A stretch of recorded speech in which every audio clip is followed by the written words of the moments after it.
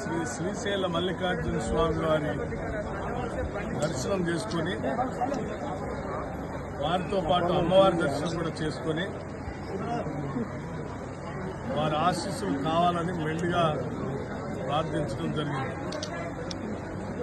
ఇరు రాష్ట్ర ప్రజలందరూ కూడా సుభిక్షంగా ఉండాలని, ఋతుపవనాలు బాగా రావాలని, పంటలు బాగా పండాలని, ఎటువంటి కరువు కాటకాలు లేకుండా అందరి జీవితాల్లో వెలుగు నిండాలని చెప్పి వారిని తెలంగాణ రాష్ట్ర ప్రభుత్వం తరఫున వేడుకోవటం జరుగుతుంది. తప్పనిసరిగా రెండు రాష్ట్రాలు కూడా తెలుగు వాళ్ళు ప్రపంచంలో ఎక్కడున్నా కానీ మంచి పేరు తీసుకొచ్చి మంచి ఉన్నత స్థానాలకు ఎదిగి ఈ ప్రాంత ప్రజల అభివృద్ధి కోసం అందరూ పనిచేసేటట్టుగా బాగా ముందుకు వెళ్ళడం కోసం కావాల్సిన ఆశీస్సులు మెండుగా ఇవ్వవలసిందిగా వారిని కోరటం.